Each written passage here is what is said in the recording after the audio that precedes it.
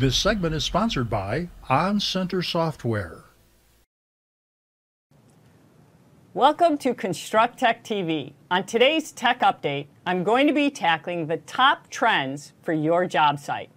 I'm going to be addressing how to become a drone pilot, bots as workplace assistants, achieving net zero energy, inspiring the next generation, and telematics as coaches for drivers. First up, are you interested in becoming a drone pilot? Here's what must be done to become a pilot. Be at least 16 years old. You need to read, speak, write, and understand English. Be the proper physical and mental condition to safely operate a drone. And perhaps most interestingly, pass the initial aeronautical exam from the FAA. You can schedule an appointment at the FAA Testing Center, and once you receive a certificate, it is valid for 2 years. So what exactly is in this exam? You must know the regulations in airspace classifications and operating requirements. Be aware of aviation weather sources, emergency procedures, and radio communication procedures. You will need to know all about small unmanned aircraft loading and performance. Also, make sure you know maintenance and pre-flight inspection procedures. So if you are interested in flying a drone, that is a good place to start. But also, I see another trend that's really emerging. AR and VR could help you hone your drone piloting skills. Drone simulators are now available that might just assist you as you learn to fly in a virtual environment. So how cool is that? Perhaps that is just another way to help you become a better pilot. Do you need an assistant? Consider letting virtual assistants take the reins. This trend is picking up at a very rapid pace. We all know Alexa and Cortana, and we are all beginning to interact with them both in our home and in the office. But can these helpful tools take a different turn in the future?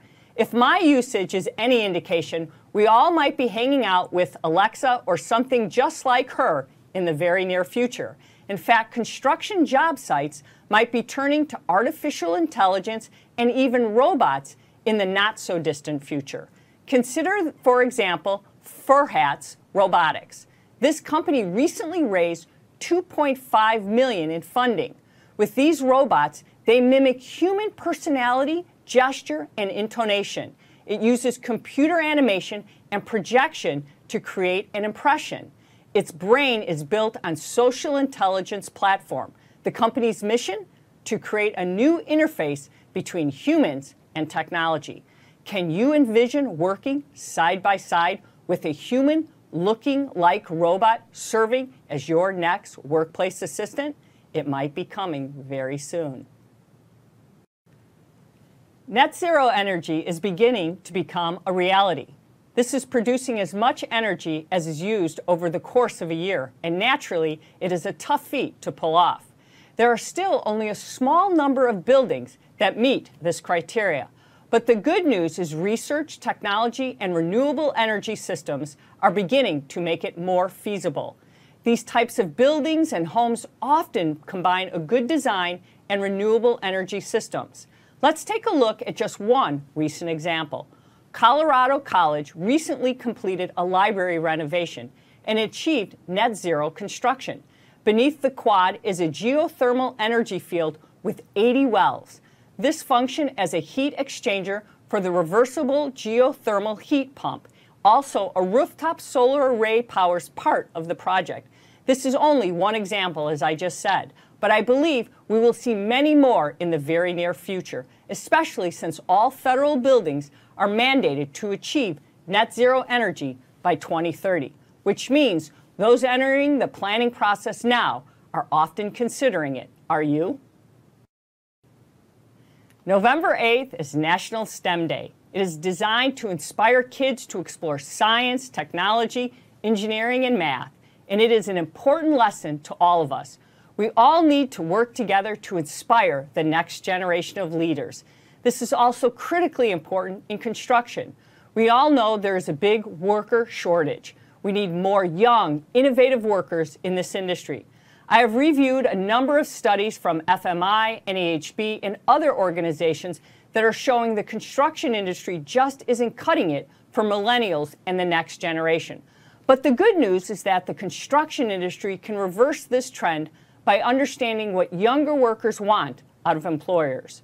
First, recognize that younger workers are tech-savvy and highly collaborative. This can boost the industry, and this is exactly what construction needs. So what can you offer millennials to entice them? Flexible work schedules and career advancement opportunities. Listen to their ideas. They want flexibility in what they are given and to control their work schedules.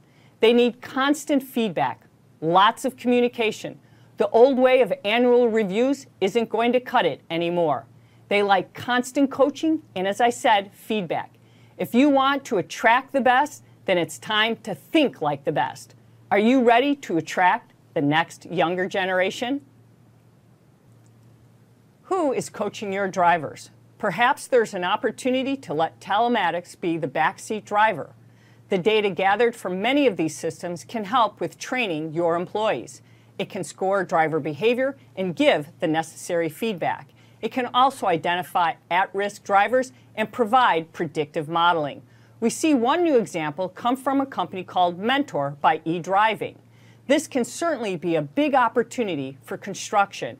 This new tool integrates data universes into one system.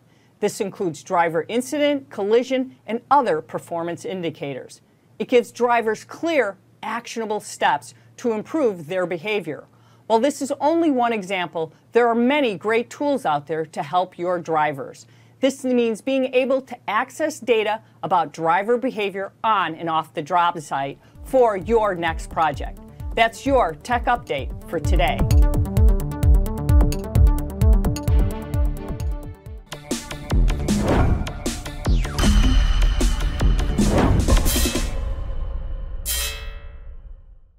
This segment is sponsored by Pantera Global Technology.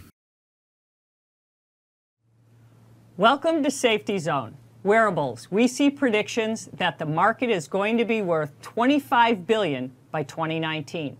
And the enterprise is going to take a good share of that. These devices are coming.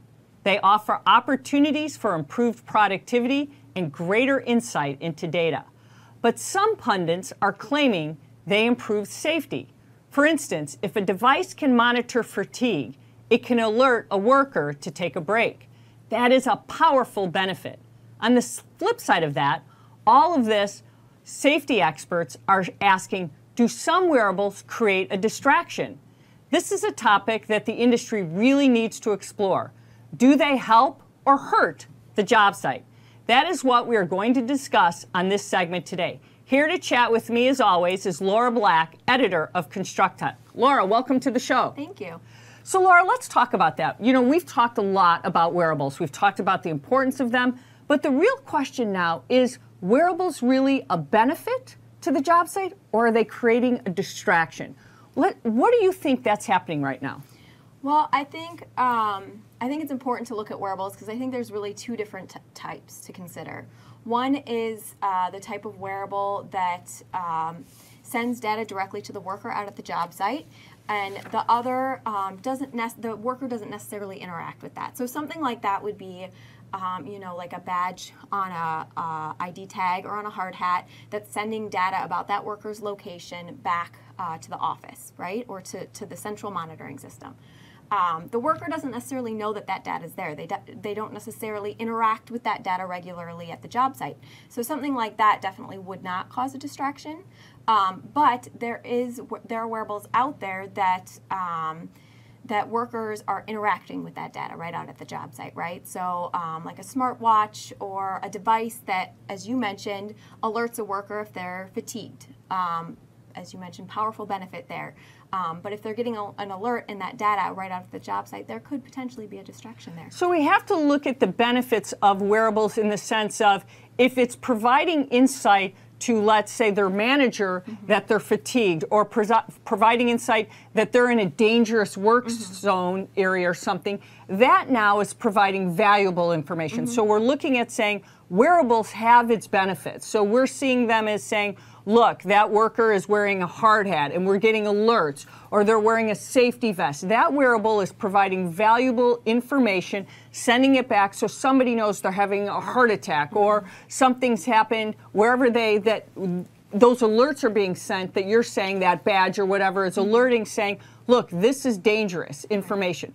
But then on the other hand, if you have, let's say, and I'm not picking on an older generation, who gets a wearable, who doesn't know how to use it, and is now fiddling with it or looking at their phones, and those become a distraction on the job site, or they're looking at their phones and there's giant cranes and they're paying attention to those and not what's going on at the job site. Now we're talking about major distractions. Absolutely. And how often do we talk about that here? You know, smartphones even, just causing a distraction, you know, workers, you know, looking at information from their phones that are critical to getting the job done.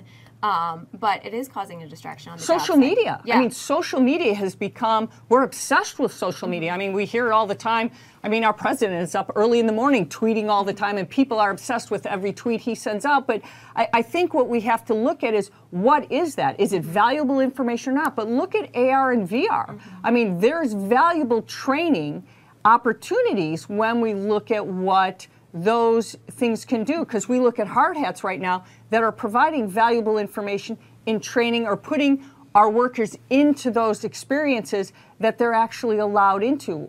Don't we see that as taking the next level that can take our workers and our younger workers who are learning on the job or being able to repair things? That's a whole new level that might create really valuable opportunities going forward. Yep, absolutely. There's definitely huge potential and opportunities with wearable devices. But I think, you know, as you mentioned, it's important for workers and construction companies to realize that there could be a potential distraction there, just helping them be aware with it and creating a strategy and even a policy at their company for, you know, how these devices are going to be used and, you know, what data they're going to use out at the job site. Because there's value there. It's just a matter of being aware of this problem of distraction and creating a policy and a strategy for it. How do we set the difference? Because what do companies need to do with their safety practices then? I mean, you described a policy, but what actually does that mean at the job site? I mean, is there policies on when you can use your phone and when that phone becomes a valuable app that you use? How do you know when that right policy is? How do you establish that? Well, and I think it's, you know, it depends from company to company and project to project, definitely. But I do think there should be, you know, some specific rules and guidelines for, you know, how workers interact with their phones, their smartwatches, you know, when and where would be best for them to use it. I think that definitely needs to be outlined. I think in the way that that kind of looks at it is you're kind of saying where you are on the job site, if you're actually by heavy machinery or equipment, knowing not to be using that smartphone or whatever device when things are happening around you. You have to be very alert. We always say people are driving and texting. You have to be alert to your surroundings. I think that's what we're talking about. Because the number of injuries, you know, with almost 5,000 workers injured on the job site is too much, right? OSHA's saying that. So we have to do something here to try to keep our workers safe, right? Absolutely. I mean, that's what we're talking about. Well, Laura, thank you for joining me as always right here on Safety Zone. And that's what we're talking about right here, keeping our workers safe. And that's what we want to do, is get them safe and healthy back at their homes, right? So thanks again for watching Safety Zone right here today at Construct Tech TV.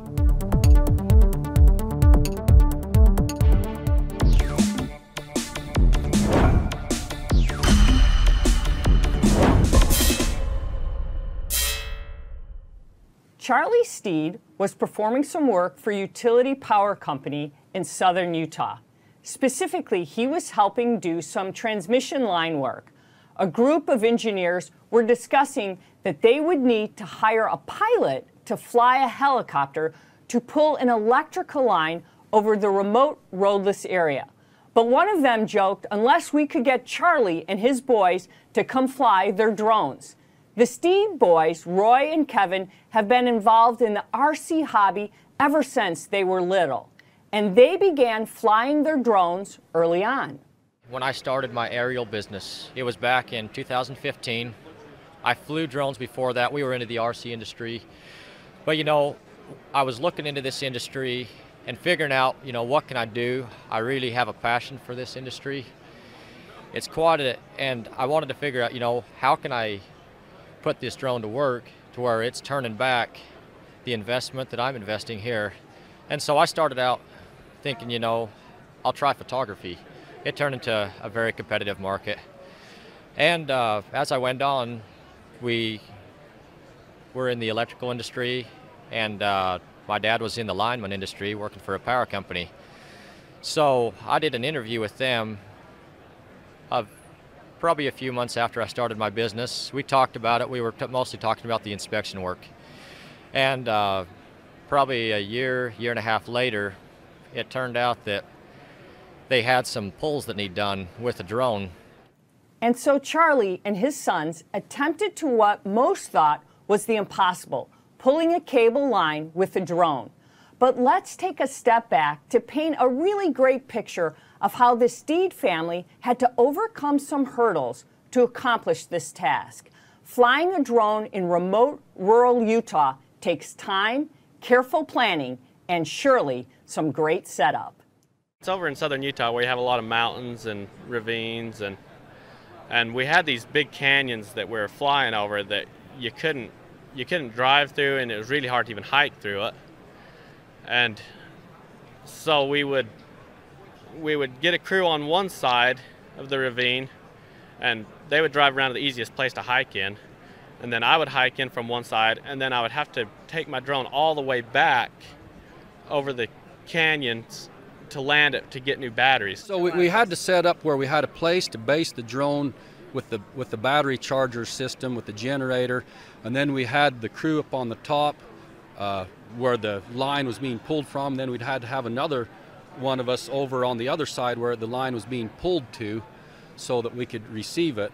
And so basically you got 3 different areas where we're working. We got somebody keeping batteries charged, guiding, and we'd have to see, Roy would be flying it from a remote area. He'd be like probably a couple thousand feet away from the battery station, so he'd have to land off the visual from the camera and guidance through radio communication with the person there at the battery charging site. And then if he could either fly it toward him or he could fly it away from him as far as the receiving or flying out the rope. And sometimes I would be on the receiving end and he'd fly it to me and I'd guide him in to get the line, or sometimes I may be on the end that we was pulling it from and I'd guide him in to hook it up, and then he'd fly it toward himself. Sometimes we'd do one way or the other depending on just how it worked out as far as getting set up. Naturally, the first attempt was a bit tricky. Think reception, height, scale, distance, and even battery. But the Steed team was up to the challenge. The pulls were up to 2,000 feet in length, and so we had to be able to pull out a line across 2,000 feet, and that was the target of the distance that we needed.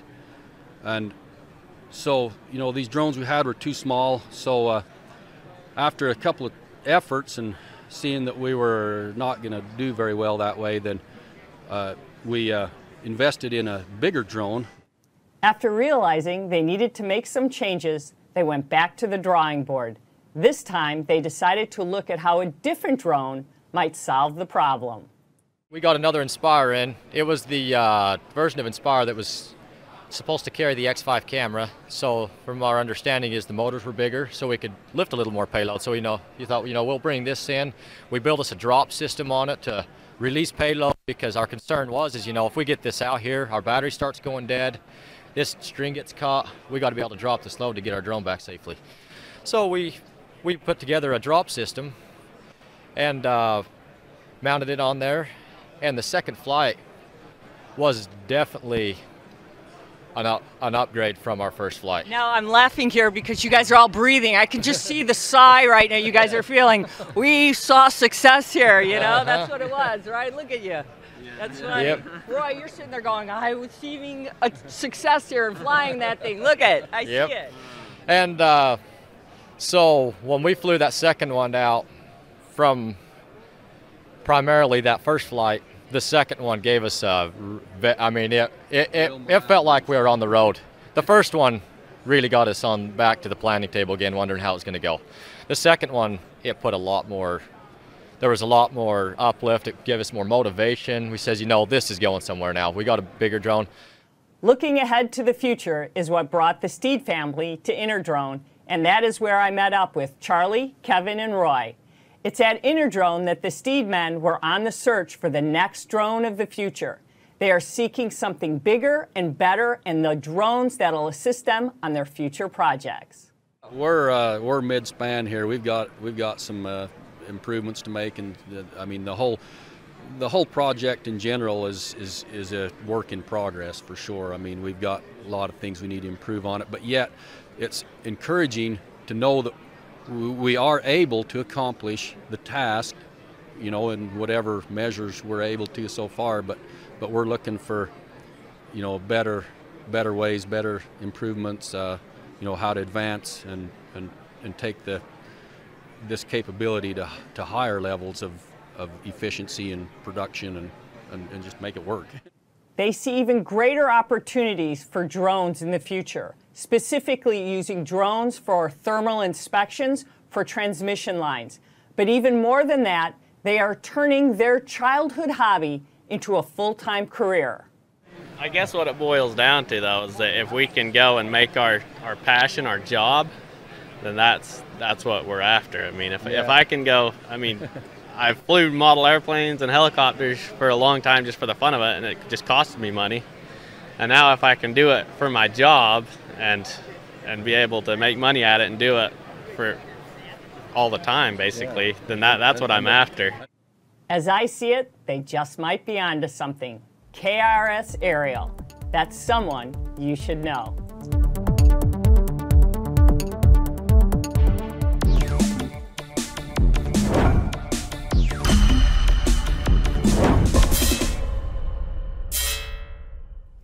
As you know, more drones are taken to the skies. They're actually helping survey sites during pre-construction and to conduct daily assessments. But are they really smart? Will collision avoidance be a game changer for all of you in construction? Will it help collect more data than ever before? I caught up with Anil Nanduri, Vice President of the New Technology Group and General Manager of the Drone Group with Intel at Interdrone this year to discuss how contractors are managing all of this data. Let's hear what he had to say. I really want to talk so much about what's going on with Intel and drones. Why don't you give us an update right now? Sure. I mean, we've been working with drones for a few years now, and the actual start of our work within drones started with trying to bring collision avoidance. In fact, a few years back at CES at a keynote, we kind of showed the first demonstration of a 360-degree collision avoidance where we could play ping pong on stage with a drone. And as we worked on that, we kind of realized that, you know, these systems are amazing in terms of the applications and the potentials that they have, and that the commercial areas of where these applications can be used are going to need the two aspects to come and evolve. One is that the flight systems need to be safer and smarter, so kind of more self-aware of what they need to go do and capture data. And a lot of the sensors are capturing huge amounts of data that need to be automated and processed. So we kind of see this very much into how Intel looks at where the future is, that more and more machines are getting connected, more and more machines are collecting huge amounts of data, and the real value comes into how you analyze and understand this data, which quite often is very difficult to humanly manage. So you want machines to manage this information as well. Well, let's talk about that. We talk about the commercial applications, but now we're talking about how construction is getting into this right now, because typically we haven't seen construction adopt a lot of this, but now it's starting to change. And even though it's, as we've said on many of the interviews so far, still very much in the early stages, the novice stages, but we're really starting to see them use it and understand that drones and this technology can really be embraced, and there's a lot of opportunity, correct? Definitely, and one classic example is the first step before you do any construction is you need to survey a site. You know, it's been historically done through the manual by putting a tripod and finding laser scanners and trying to map the terrain. A drone can do that in a flight within 10-15 minutes. And not just that, you're not collecting tens of points, you're collecting millions of points of data in the 3D world. And you can get to very, very high precision of accuracy if you use, refined differential GPS like the RTK GPS as well. So you can clearly see that what was a very long manual process, you can actually accelerate the speed of which you can capture that data. And as well as probably do it a lot more efficiently and cost effectively. So that's one easy example from a construction site. The second one is that as the construction begins, you're trying to map into what the architects have drawn up in their drawings, in the CAD drawings, to what you need to put in the ground. And quite often there are always conflicts and changes that have to be made real time. It's very difficult, and they have to go back and remap it and put it back into the database as you kind of figure out what you've done and what changes you're making. You can actually automate that process through with the drones actually doing, change monitoring or, progress reporting, trying to figure out how the construction's evolving over time. So there's a lot more insights that you can actually do by collecting that information, and you can do all this while the activity is not hindered in any way, because when the drone's flying, the people can still work as long as they're aware that these systems are around. But you don't have to stop the construction activity, for example, to put a survey person back on. So we see a lot of opportunities for the construction site, but we still have a lot of challenges that lie ahead. Where do you see some of that we still have to overcome? So first of all, while the drones are great, you still have to manage all this data, right? And so the people who can understand that have to be able to provide those insights so that that knowledge that they have can then be automated. I mean, software engineers are smart, but then they don't know construction. The second part about it is that if the construction workflow requires them to train and learn a new skill, that's an added cost. That's an added factor. So they really need to see the savings that map out, or the operational efficiency that they get, so then they can adopt it. So it has to be made a lot more easier for them to integrate this into a workflow. So there's still work from an automation standpoint. Flying the drone, mapping the area still needs a level of expertise that not everybody has, and so you need to be able to scale that. The second part about it is, of course, in the construction activity, one is understanding while it's still external, but then there's also a lot of activity that goes on internal. So you still have to map that, and drones don't fly inside yet. So you have to use other tools, and you have to find the tools that can integrate all this kinds of data so that it adds value to the contractor or for the architect, for the example. Now, Intel's taken a kind of a different road in some of this. You guys are actually working with the FAA on a lot of different things and regulations. How are you guys stepping that up a little differently than some of the other companies here? Right. So regulation is another big barrier. Yeah, yes. And the aspect of it is while we have the Part 107 rule, and FAA has been great, what FAA really cares about, and we all care about, is about safety. You want to have a safe operation. Yeah, that's the number one thing in construction right now, right? Exactly. And so how is an aerial vehicle that's flying above us is safe and we can trust it? And how can you bring that capabilities on the platform so the drone is smart when it's around people? So we're working on technologies like obstacle avoidance, so that real-time navigation, so that the drone itself is smart and is aware of the environment.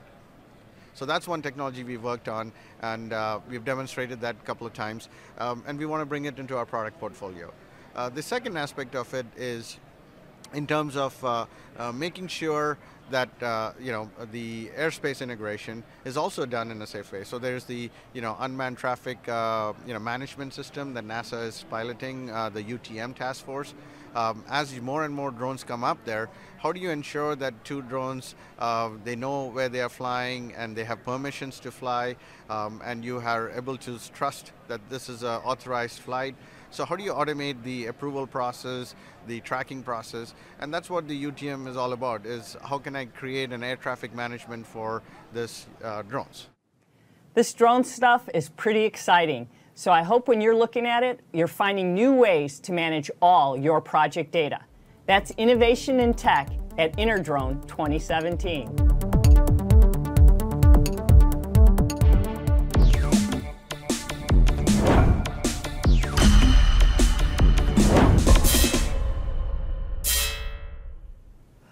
Welcome to Got a Tool. Saws are a staple on construction job sites, and one new tool looks to suppress vibration when using a saw. This means more comfortable and controlled cuts. So here to chat with me all about it is Bogdan Moldovan, who's the product manager at Skillsaw. Bogdan, welcome. Thank you for having us. Glad to be here. Well, we're delighted. So let's talk about what you have here in the new Skillsaw, because you guys are known for circular cuts, but right now you've brought a saw that's more about reciprocating cuts. So what does that really mean? So like you were saying, we are known for circular saws.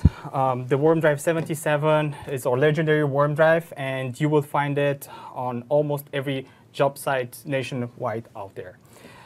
You have to understand how Skillsaw builds their products. It's a lot of job sites visits, and it's a lot talking with the people. We go on job sites, we observe people, we talk about their applications, we talk about their tools, and then we talk about what do they like about their tools and what don't like about their tools. When we made this, it actually came from the job site that there's a need for a new reciprocating saw that needs to have three criteria: less vibration, power, and durability.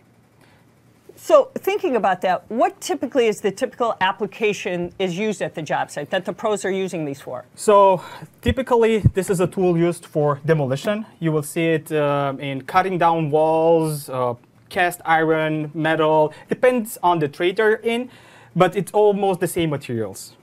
So when you're looking at the job sites right now, one of the biggest pain or uses, or you're feeling frustration that your job site's having, is the strain putting on the contractor. Is that what you're seeing the most benefit now out of these new saws? Yes. So basically, the Buzzkill technology, which is our anti-vibration technology, reduces vibration up to 35%, and it takes the pinpoint, as you're saying, or the problem from your joints, and it will give you a smoother cut and a faster cut in your application. So when you're holding this, so show us that the feel is completely different. Yeah.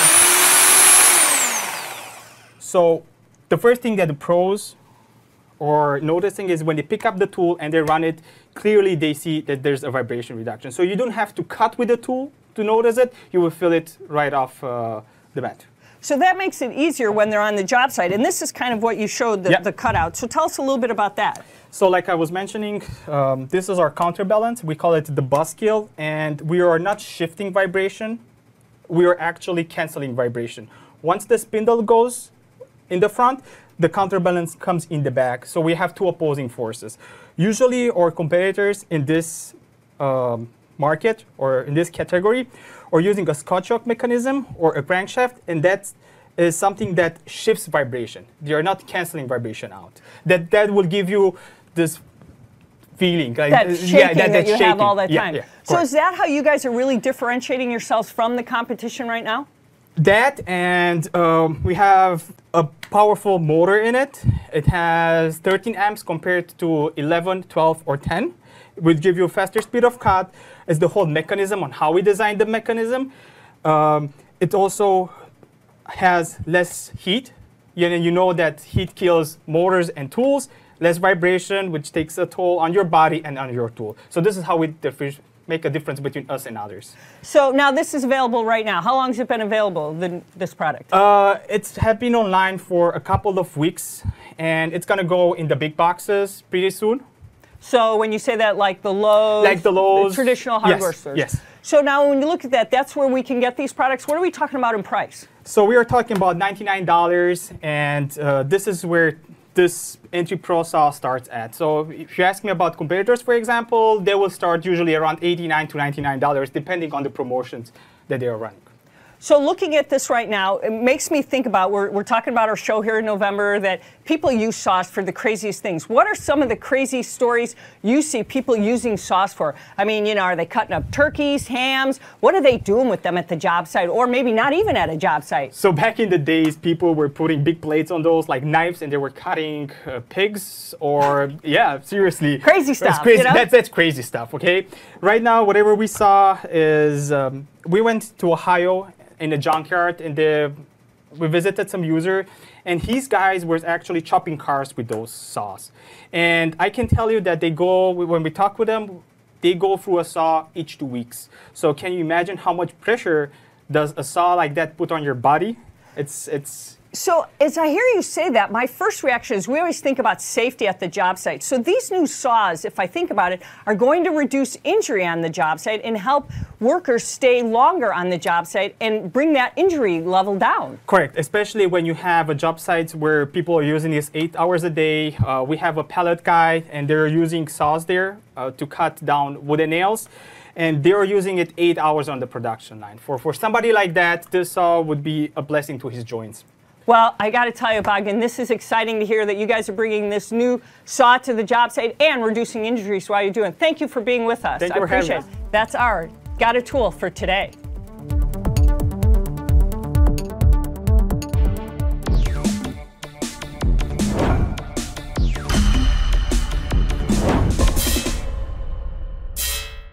This episode of Construct Tech TV is brought to you by Jamf Now. Did you know the first timesheet was invented back in 1888? Jump to today, and employee time tracking has taken a whole new spin. Businesses can now monitor employees in a whole new way with technology. But is it legal? Is it ethical? And what should you consider before you invest in this technology? Today I'm going to walk you through my top tips for employee monitoring. First, let's determine your need. Why are you considering tracking employees? Are you looking for GPS on equipment and vehicles to monitor productivity? Do you want to know where your workers are and on a job site to ensure safety and security? Identifying your objectives is really the first step. But if you've already done this, the next step in this process is to consider the legal and ethical factors involved. So let's go back to the basics. Is it legal to track employees with GPS? The simple answer is yes. Employers can use GPS devices to track employees in employer-owned vehicles. Now, there are some exceptions, of course. Several states have laws preventing the use of mobile tracking devices in order to track other individuals. Some of these states include California, Minnesota, Tennessee, and even Texas. Common exceptions to these laws include the consent of the user of the device or a vehicle to which a tracking device is attached. Now, tracking employees during non-work hours can be an invasion of the employee's privacy. So that is something else you need to keep in mind. I would encourage you to learn the law in your individual state, as it can vary. But generally speaking, employee monitoring is legal. Once you know the law, the next step is to understand the technology. So let me really walk you through all of this here. There are a number of systems on the job site that can keep track of your workers and your equipment. GPS and telematics are often installed on equipment. This can help track operators and equipment usage. But even more than that, RFID is being embedded directly into hard hats and an ID badges in some cases. This can enable an employer to know where a worker is located. So what are the benefits here? This can help improve productivity, streamline timekeeping, and create a safer job site. That last component, safety, is perhaps one of the biggest benefits for workers. If an accident happens, an employer is able to know where that worker is located. And this leads to my final tip for you for today. Get your workers on board. There really are some substantial benefits to this type of technology. It can improve productivity, and ultimately, this means workers can clock out on time, go home to their families sooner and safely. Put the use of this technology in your company policy. Help workers understand these benefits, and then put the systems in place. The end result will be a safer and more productive job site. That's your Learn It for today.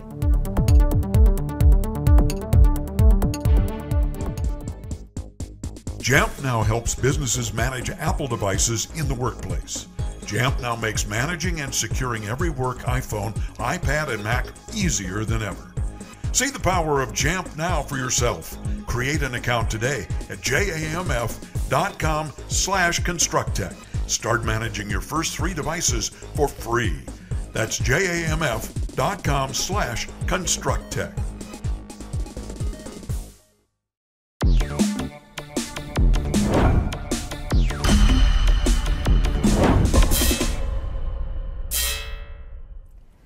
Today's word of the day is RFID, and it stands for Radio Frequency Identification.